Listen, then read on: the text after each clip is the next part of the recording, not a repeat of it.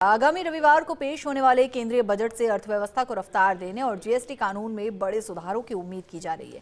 विशेषज्ञ मानते हैं कि सरकार जीएसटी विवादों के समाधान और राजस्व बढ़ाने के लिए अहम फैसले ले सकती है। देखिए खास रिपोर्ट। केंद्रीय बजट में हर साल कई बड़ी घोषणाएं होती हैं, लेकिन इस बार सरकार का फोकस आर्थिक सुधार और जीएसटी सिस्टम को सरल बनाने पर रहने की संभावना है। 2017 में लागू हुए जीएसटी कानून में अब तक कई संशोधन हो चुके हैं, लेकिन टैक्स विवादों के चलते करदाता और सरकार दोनों परेशान हैं। ऐसे में उम्मीद है कि इस बजट में जीएसटी एमनेस्टी योजना लाई जा सकती है, जिससे पुराने विवादों का निपटारा हो और सरकार को राजस्व मिले। साथ ही सरकार से यह भी उम्मीद की जा रही है कि जीएसटी पंजीकरण की सीमा बढ़ाने पर फैसला लिया जा सकता है, जिससे छोटे कारोबारियों को राहत मिले। देखिए, सेंट्रल बजट में प्रीडोमिनेंटली अगर हम देखते हैं तो इनकम टैक्स और एक्साइज से रिलेटेड ज़्यादा आती है, कस्टम ड्यूटी से रिलेटेड ज़्यादा आती है। लेकिन हमने पिछले सालों के सेंट्रल बजट को देखा है कि जीएसटी से रिलेटेड काफ़ी मेजर चेंजेस अगर आते हैं, कई बार बिगर डिस्कस करे भी आ जाते हैं और काफ़ी चेंजेस आते हैं।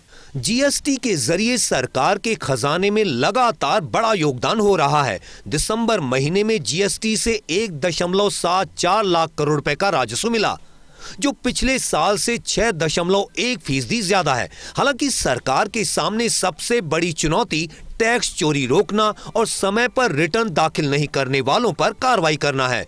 माना जा रहा है कि बजट में इन मुद्दों पर भी सख्त कदमों की घोषणा हो सकती है। मुझे उम्मीद है कि जीएसटी कानून के साथ में जीएसटी से पहले के सर्विस टैक्स एक्साइज का जो कानून था, सेंट्रल एक्साइज का, उसके भी बहुत सारे मामले अभी ट्राइब्यूनल्स में और नीचे भी पेंडिंग हैं।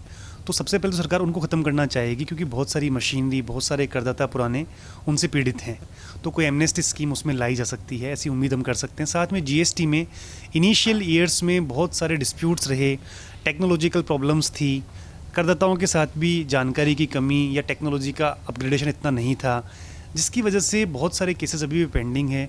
साल 2017-18 में 7.19 लाख करोड़ रुपए, साल 2018-19 में 11.77 लाख करोड़ रुपए, साल 2019-20 में 12.22 लाख करोड़ रुपए, साल 2020-21 में 11.36 लाख करोड़ रुपए, साल 2021-22 में 14.76 लाख करोड़ रुपए, साल 2022-23 में 18.10 लाख करोड़ रुपए, साल 2023-24 में 20.18 लाख करोड़ रुपए, साल 2024-25 में 22.08 लाख करोड़ रुपए, साल 2025-26 में दिसंबर तक 16.50 लाख करोड़ रुपए जीएसटी राजस्व संग्रहण हुआ।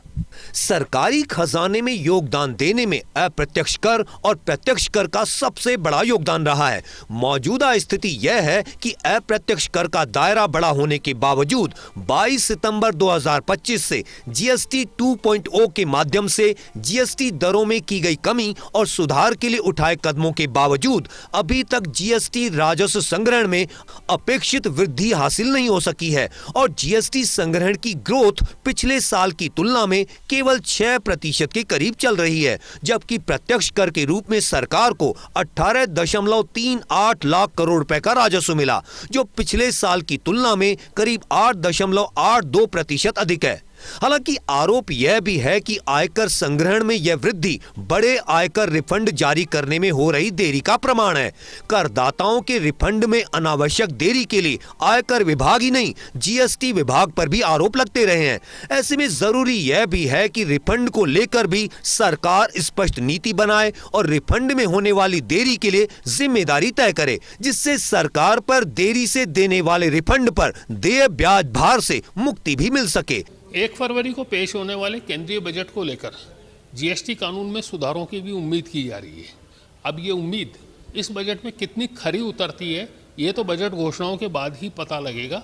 लेकिन करदाताओं को इस बात की बड़ी उम्मीद है कि केंद्रीय बजट में एमनेस्टी स्कीम की भी घोषणा हो सकती है, जिससे पुराने विवादों से करदाताओं को मुक्ति मिलेगी और सरकार को राजस्व मिलेगा। कैमरामैन यश माथुर के साथ विमल कोठारी, फर्स्ट इंडिया न्यूज़, जयपुर।